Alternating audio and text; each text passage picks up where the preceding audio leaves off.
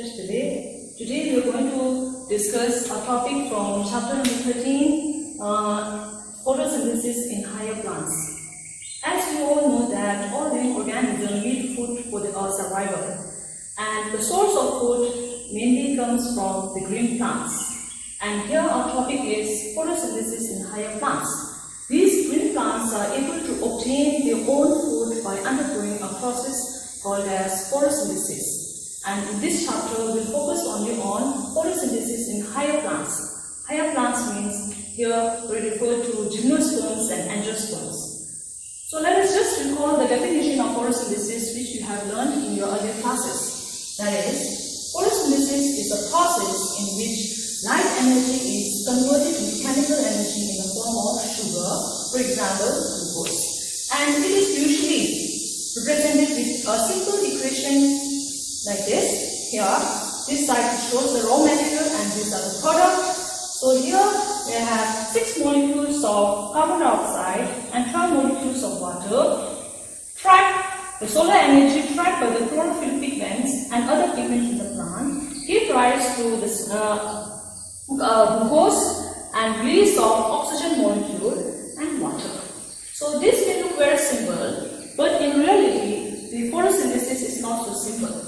It involves a multiple step reaction, a series of reactions, and these reactions we can study, that is the steps in the photosynthesis we can study in 2 phases. It occurs in 2 phases. So the first phase of the photosynthesis, or you can say stages of photosynthesis,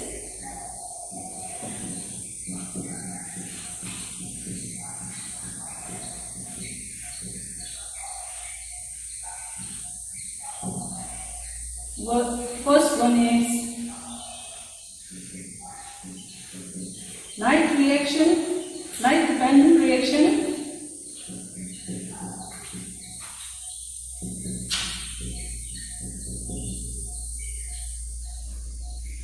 Or we can simply call it as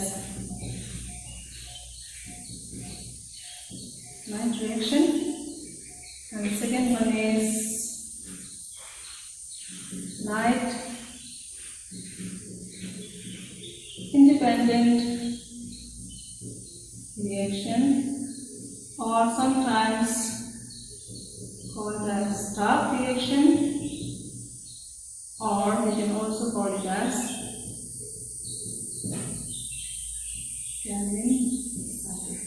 So these are the 2 stages of photosynthesis, that is light dependent reaction and light independent reaction. Now before we proceed further into the stages of photosynthesis, let us try to identify where does this photosynthesis takes place in the plant. Photosynthesis takes place in higher organisms or in higher plants, wherever the part is green. That means it should contain a pigment. And one of the major part of the plant responsible for photosynthesis is leaf. Okay, so let us see here. Leaf is an organ where photosynthesis takes place. It can also take place in stems and branches which are green. Now I'll just show the leaf here, and if you take a cross section of leaf, you will find epidermis, and then inner to it a layer. Okay, so we have epidermis here, epidermis layer, upper epidermis, lower epidermis, and in between there are pores called as stomata. And inside we have number of cells called as mesophyll cells, mesophyll tissues, and these mesophyll tissues contain number of light harvesting organelles called as chloroplast. So this is epidermis, and this is also mesophyll cells. So there are 2 types of mesophyll cells in Tibettv plant.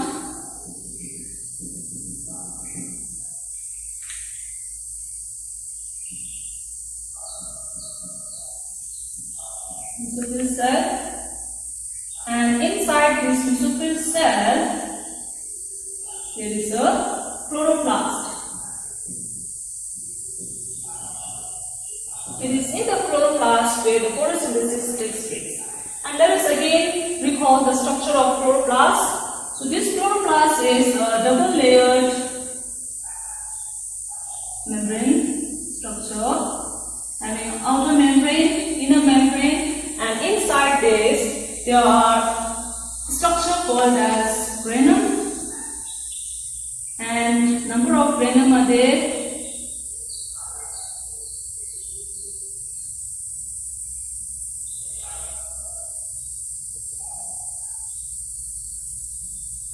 Okay, and this granum is made up of a stack of this shape structure. Here you can see this stack of this shape, we call it as thylakoid. So a number of thylakoid stacked over one another, it forms the unit called as granum. All unit, and we call it as granum, and individual structure we call it as thylakoid. So in this chloroplast you find so many granum, so many granum are there, and surrounding that is a fluid called as stroma. Okay, so this is the structure of chloroplast here. So it is in the chloroplast where the photosynthesis takes place. Now, there are two stages of photosynthesis. The first one is light dependent reaction. So in today's class, I will focus only on light dependent reaction. Now the question is, what is the site of that light reaction in this chloroplast? The site of light reaction. The site of light reaction. It is nothing but it is on the thylakoid membrane.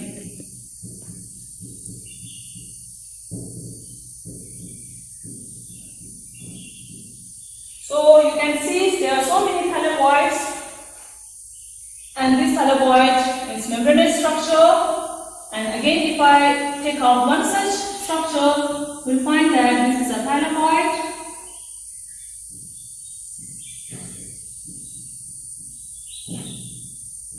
Thylakoid membrane, and this outside represents the stroma here. This is a stroma, and the inner cavity you can find is the lumen. So it is on this thylakoid membrane the light dependent reaction or the light reaction takes place. So what is so special about thylakoid membrane? Yes, this thylakoid membrane contains the light harvesting pigments. To name a few, we have chlorophyll A, chlorophyll B, xanthophylls, and carotenoids. All these are available or they are found on the thylakoid membrane. So that is why the light dependent reaction takes place on thylakoid membrane. Okay, now what happens during the light dependent reaction? So in this class, let us look at first the light dependent reactions, and then we'll also look at the products. Okay, so next thing is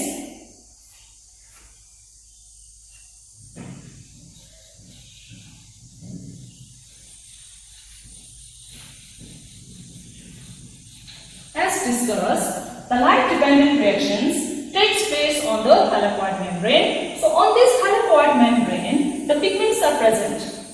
Pigments are nothing but these are the proteins which can absorb the solar energy.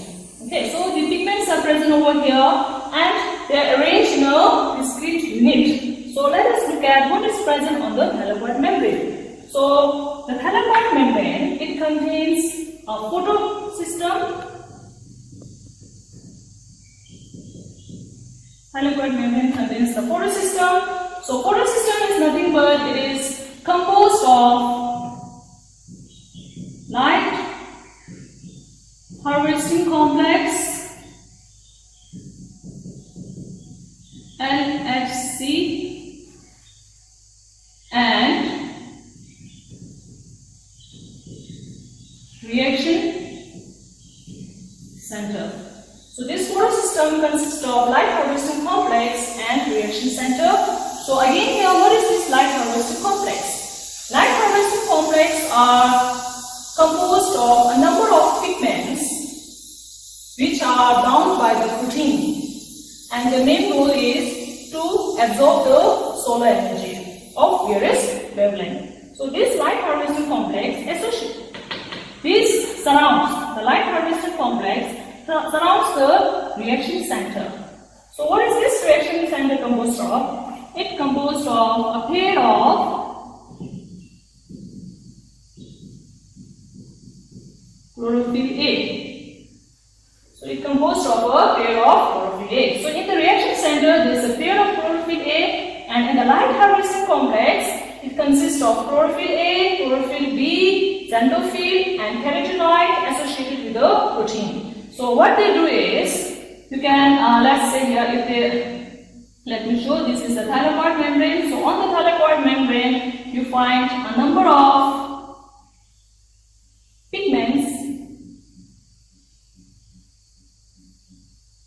here. So these pigments collectively called it as light harvesting complex, and in the center there is a chlorophyll, a pair of chlorophyll A. This becomes the reaction center. So this photosystem is very important part in the light reaction of photosynthesis. Okay, again here the photosynthesis, we have two types of photosynthesis. Sorry, photosystem. Photosystem, we have two types of photosystem. Photosystem 1 and photosystem 2. And they are so named according to the sequence of their discovery, not according to the sequence of their function. So photosystem 1, it was discovered first, so named photosystem 1, and photosystem 2 was discovered later, so named as photosystem 2. Now how are they different? It differs at the reaction center. In the case of photosystem 1, the reaction center, that is chlorophyll A, the absorption, the maximum absorption occurs at 700 nanometer. So the reaction center in the photosystem 1, we also call it as P700. Likewise, the reaction center in the photosystem 2, the absorption, maximum absorption is at 680 nanometer. So the reaction center in the photosystem 2, we also call it as P680. Okay, so this photosystem is very important. Now, other than photosystem, there are various organic compounds which also helps in production of certain chemical, which is an important product of light-dependent reaction. Okay, so next is, there are on the thylakoid membrane, they are like complex, like okay, so this photosystem, and next we have electron transport chain. This electron transport chain consists of a number of organic molecules, and this helps in the transfer of electron. Okay, like plastoquinone, cytochrome B complex, plastocyanin, and ferredoxin. Okay, and then next we have is, so this is one important component, this is another one, and next we have is NADP reductase. NADP reductase. Okay, just by looking at this, you can point out that it is an enzyme which helps in reduction of NADP. Okay, now the last component of the light reaction is ATP synthase. So ATP synthase is an enzyme which helps in the synthesis of ATP. ATP is the currency of energy. The full form is adenosine triphosphate. Okay, so having learned all about the component of the light reaction on the thylakoid membrane, so let us look at the reaction. As discussed, these reactions the light reaction takes place on the thylakoid membrane, the membrane of the thylakoid. So let me just show the enlarged part of this thylakoid membrane here. So this thylakoid membrane, let us say here,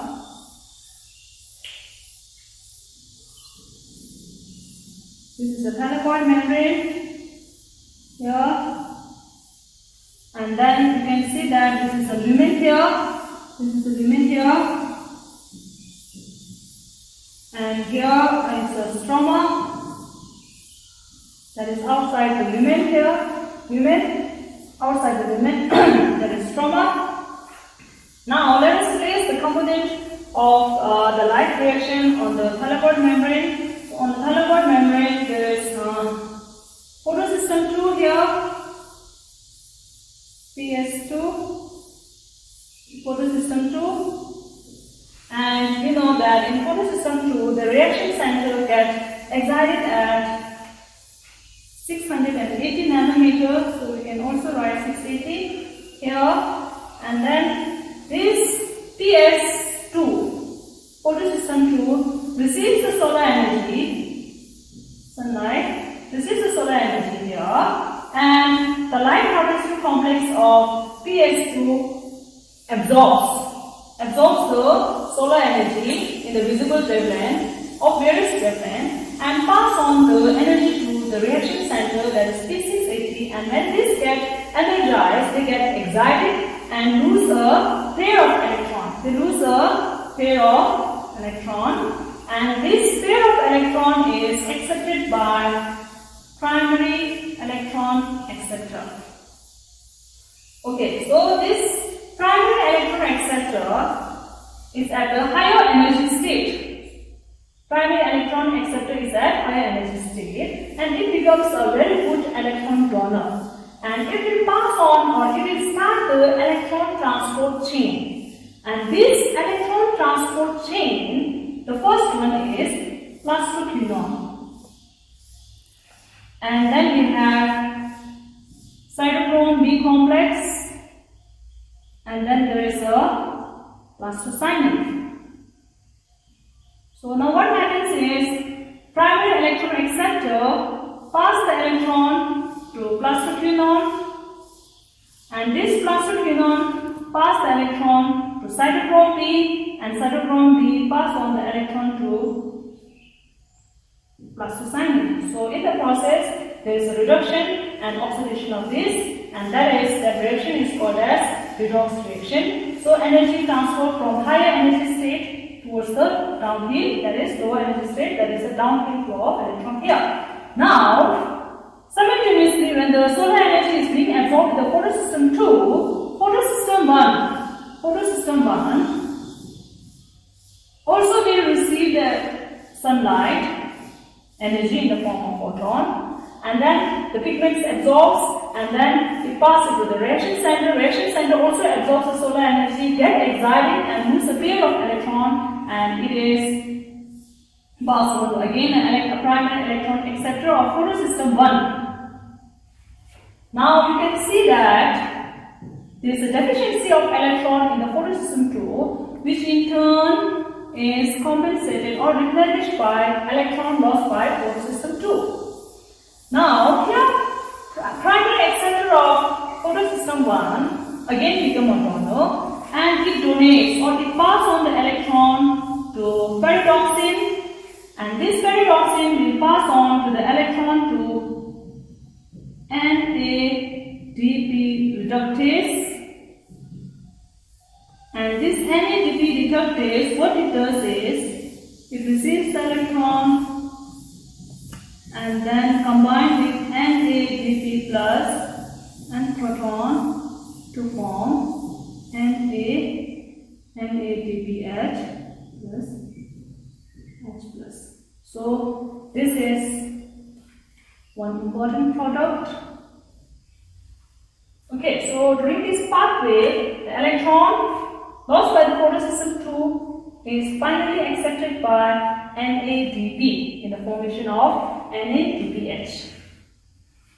Okay, now again here, especially here, in this electron transport chain, some energy is derived, and the detailed part we shall discuss in another topic. Some energy is derived which helps in the synthesis of ATP. So here we just directly write adenosine diphosphate plus inorganic phosphate forms ATP. So the detailed process mechanism we shall study in another topic. So in this process you find that the reaction driven by the solar energy by the loss of electron results in the formation of two important components, that is ATP and NADPH. Again here you can find that electron is deficient in the P680. So how is it compensated? Yes, it is done by splitting of water. So the splitting of water is called as photolysis. Photolysis. So during photolysis, what happens is the water molecule splits, and this splitting of water is associated only with photosystem 2. So the water splits, resulting in the loss of electron here, and then proton, and then oxygen.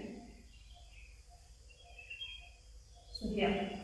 Okay, so when the water split, you have electron. So you need two molecules of electron. So two molecules of water is split. So what we get is 2 electron here, and then 4 proton, and a molecule of oxygen here. So in this process, you will find the product. So can you see what are the product of the light-dependent reaction or light reaction? So products are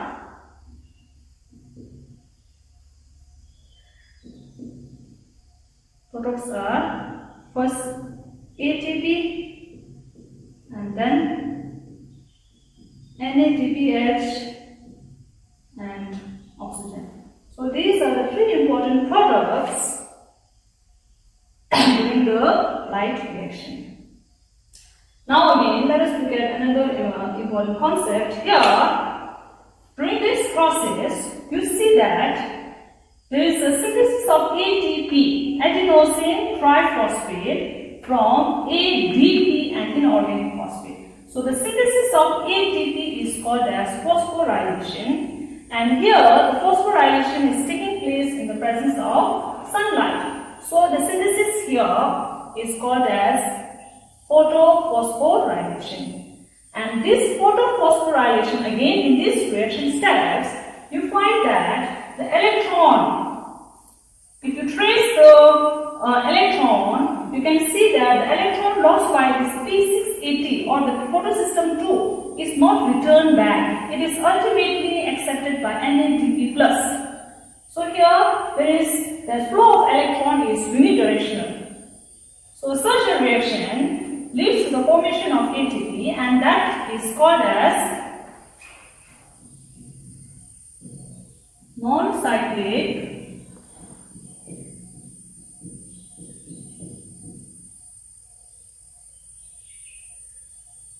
phosphorylation. So this pathway in the light reaction is called as non-cyclic photophosphorylation. So during this non-cyclic photophosphorylation, there is a synthesis of ATP in the presence of sunlight, and the electron driven by the solar energy, it is finally accepted by another molecule and it is not returned back to the source, so called as non-cyclic photophosphorylation. And another thing you can see here is, as discussed here, these are the low energy state and this is the high energy state. And you can trace the flow of electron here. And if you look at here, the electron from here lost here and then comes down and then moves up here. You can see, there is a zigzag. And such a flow we call it as Z-skin.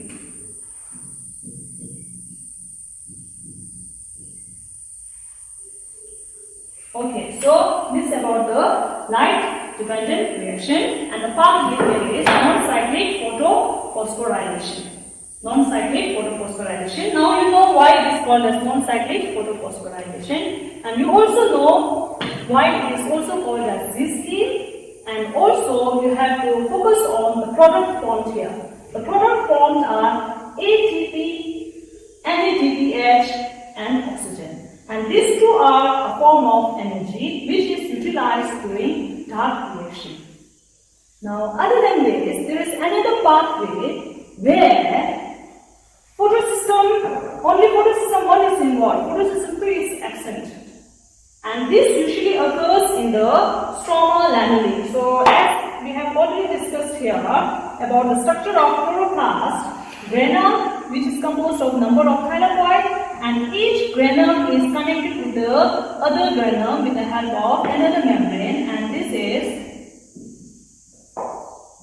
stroma lamellae or stroma membrane. Okay, so on this there is only photosystem 1. Now let us look at another pathway. So again here in another pathway, what happens is that solar energy trapped by the photosystem 1 gets excited, lose a pair of electron, and that is accepted by primary electron acceptor, pass it on to ferredoxin.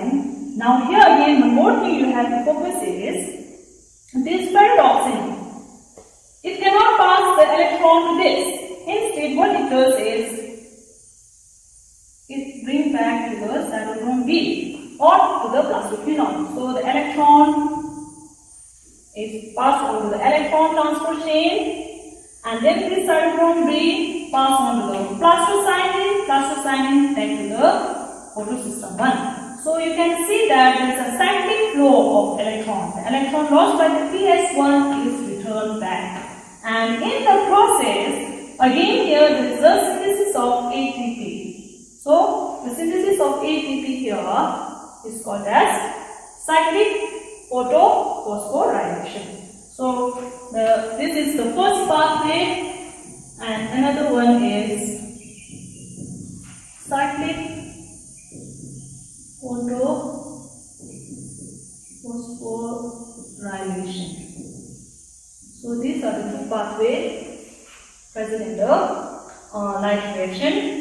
In the cyclic photophosphorylation, now let us try to understand the difference between cyclic and non-cyclic.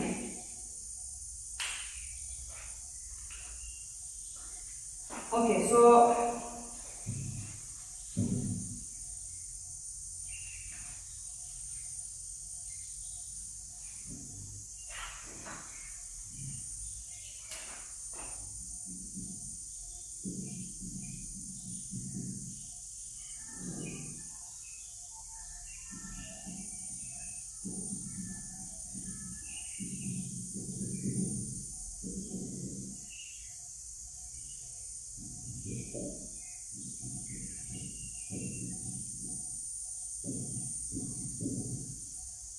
okay, so here, if you try to compare these two, we can compare it with on the basis of various criteria. For example, like here, in the case of non-cyclic photosystem, both photosystem 1 and photosystem 2 are involved.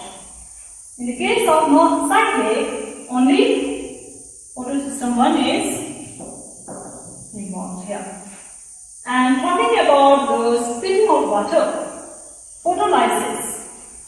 During non-cyclic photophosphorylation, photosystem 2 is involved, and we know that photosystem 2 is also associated with the splitting of water.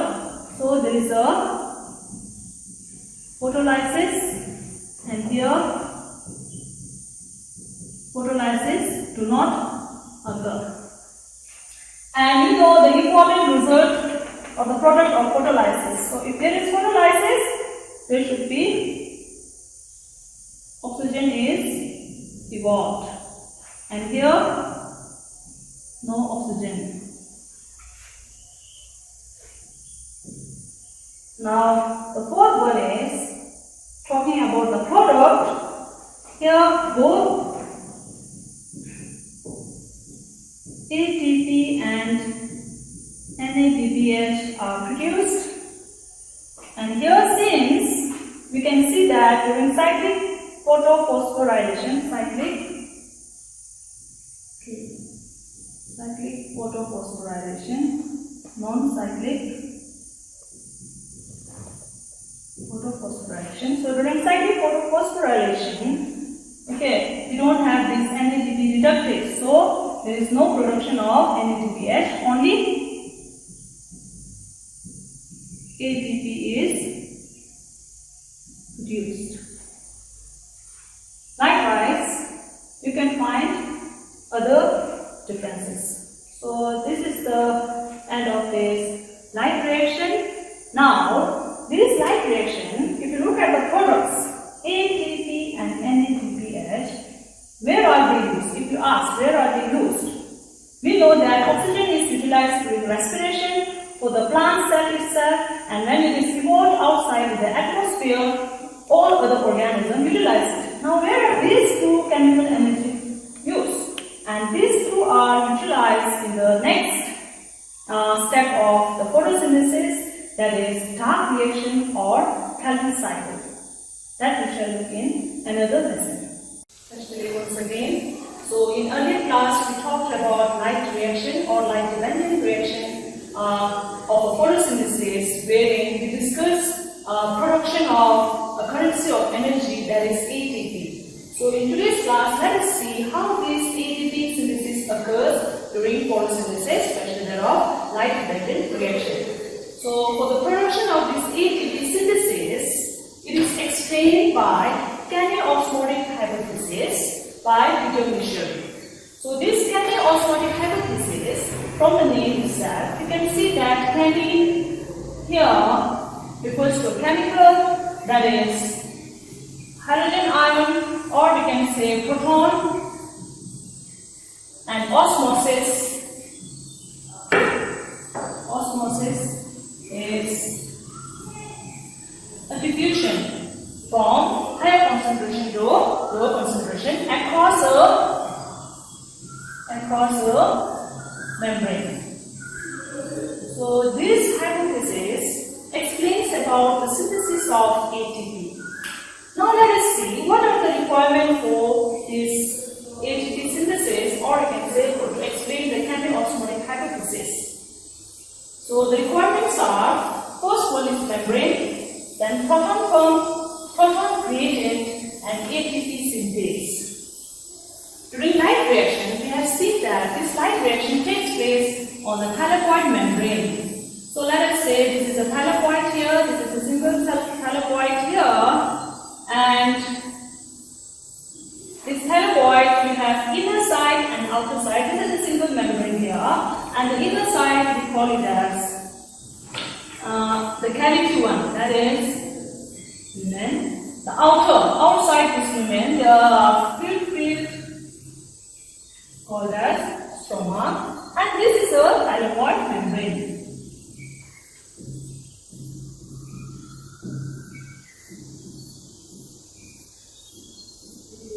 Thylakoid membrane, and we know that light reaction takes place on thylakoid membrane, and during light reaction the components we have is photosystem 2, that is photosystem 2, and then photosystem 1, and in between them there is ETS, electron transport chain, consisting of, you can say, plastoquinone, and then cytochrome complex, and then an electron carrier PC or plastocyanine. And all these forms the electron carrier, or you can say electron transport chain. And then there is pyridoxine, and then NADP reductase. So this is a picture of the pathway in which the light reaction takes place, and they receives solar energy, which is trapped by the pigments present in the photosystem. And just say the sunlight. The energy of the sunlight is trapped in the form of photon, and in light reaction, as we already know that on the thylakoid, this photosystem 1 and photosystem 2 trap the solar energy and they get excited. Especially the reaction center gets excited and lose a pair of electrons. And that pair of electrons moves towards the higher state of energy, which is accepted by primary electron acceptor. Electron get excited here and taken up by PEA, that is primary electron acceptor, and this PEA starts the electron transport chain, wherein the electrons are passed on from one carrier to the next. So they are passed on here from P2 to cytochrome, B, F complex, plus to cyanide, and then PS1. And this PS1, by trapping the solar energy, again they get excited, lose a pair of electrons, and that lost pair of electron accepted by again a primary acceptor of electron passes to paradoxin to NADP, and we know that NADP reductase, what it does? NADP plus hydrogen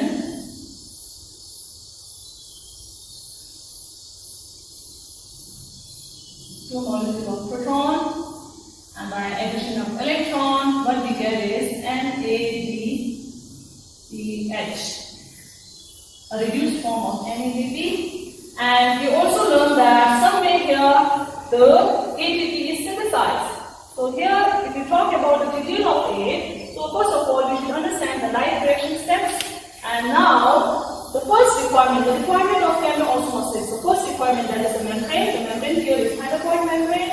And then there is a proton pump, and then there is a proton gradient. So gradient, proton that is H plus, gradient, there is a difference in the concentration across the membrane. It has to be graded. And then there is ATP synthase. So I'll just show the ATP synthase here. ATP synthase. Okay, well now, let us see how this proton gradient is created. The proton gradient is very important to drive mechanical osmosis, and let us see there are three ways by which proton gradient is created. That is, higher concentration of proton in the lumen compared to that of the stroma. That is, across this membrane, there should be a difference in the concentration of proton here and here. Okay, so the aim over here is we try to maximize and increase the proton gradient here. So how it is possible?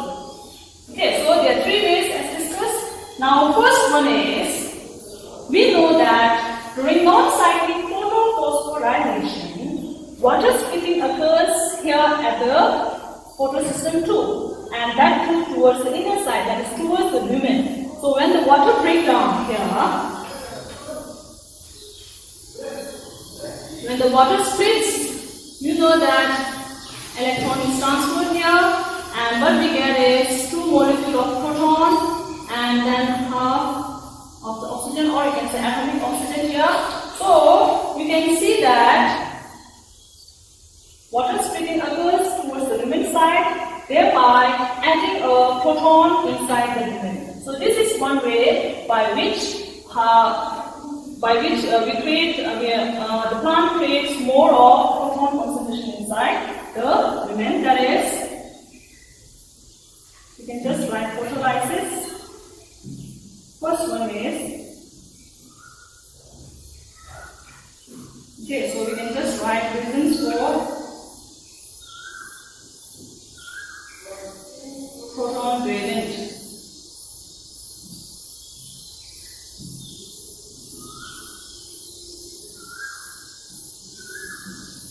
Across the membrane. So the reasons are, first one is photolysis takes place, okay, inside, or you can say near the lumen, towards the lumen side, thereby adding a proton concentration inside the lumen. And second one is, as you can see that when they get solar energy, they get excited, lose a pair of electron, and these electrons are being passed on from one electron carrier to next, and then to the PS1. So these electron carrier, what they do is, you can see that as discussed here, this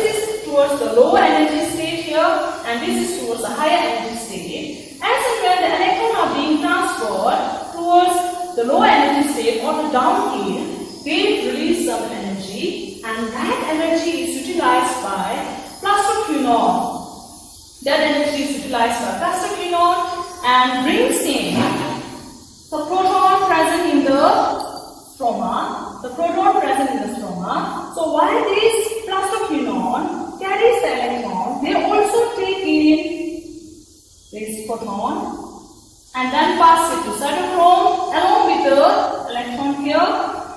And this cytochrome also collects 2 molecules of proton from the stroma and transfer it into the lumen. So we can see that proton is pumped. The proton or the hydrogen ion from the stroma is pumped into the lumen by utilizing the energy. So second one is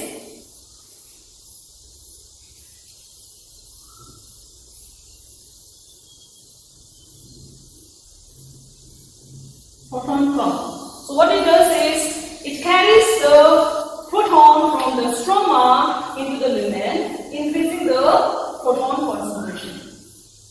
Now next thing what you see is here. So again, when you reach here, NADP reductase, and NADP reductase is towards the stroma. It is towards the stroma. And what is the function of it? You know that, right? Reductase. It is to reduce the NADP by accepting the proton from the stroma. So they accept the proton from the stroma and bind it with the NADP to form NADPH plus H. So thereby again removing the proton from the stroma. Of course here it is not transferring inside, but it is removing. It is making the percentage, or you can say concentration of proton in the stroma less. So there are 3 ways by which the gradient is created. Okay, so the third one is done by NADP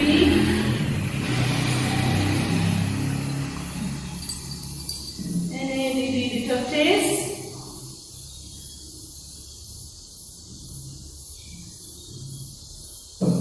Removes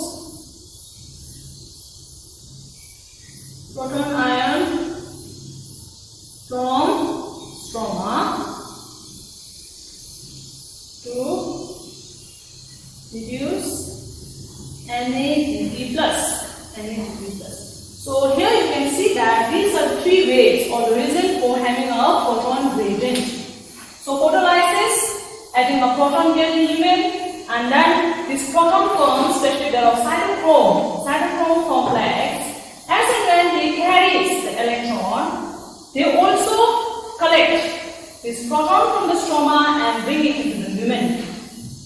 And the third one is the proton in the stroma region is removed for the process of reduction of NADP. So can you see the difference here? Yes. So you can find more of a proton gradient, proton concentration in the lumen as compared to the stroma. Okay, so this is how the proton gradient is created.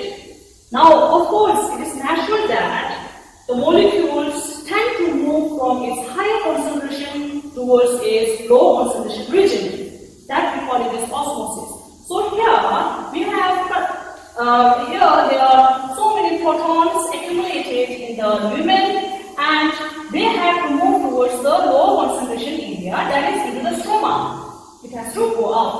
Okay, and the movement is called as diffusion. So here the diffusion of proton must take place, but it cannot move from anywhere as it wants. It needs a channel, and that channel is present in ATP synthase, or ATP is complex. So the channel you can find is, this is the structure of ATP synthase, and in this ATP synthase we have 2 parts. So this part, which is embedded in the thylakoid membrane here.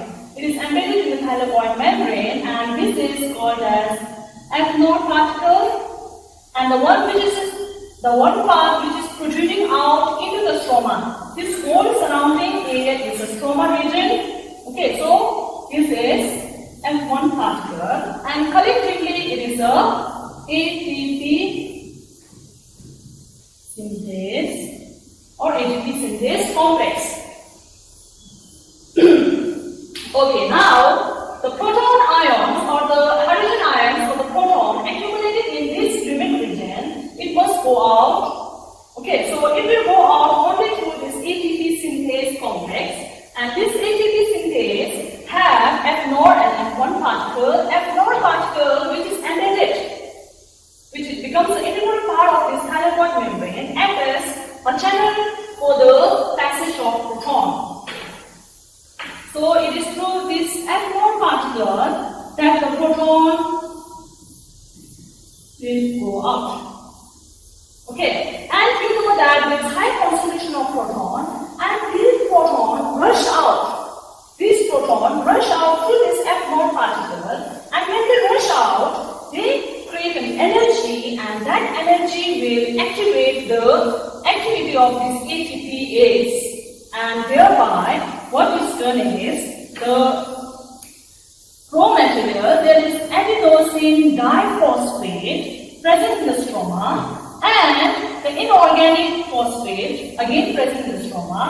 They both are used to synthesize ATP. Okay, so this is how ATP is synthesized. So ATP synthesis is mainly because of the proton gradient, and when this proton gradient is broken, they create an energy, and that energy activates the activity of this ATPase, and this ATPase, that is an enzyme which catalyzes the synthesis of ATP from a raw material. There is ADP and PI. ADP, that is adenosine diphosphate, and ATP is adenosine triphosphate. So here, so if this is adenosine here, so here there are 3 phosphates. Adenosine triphosphate, here diphosphate. So diphosphate plus 1 becomes triphosphate, of course catalyzed by enzyme.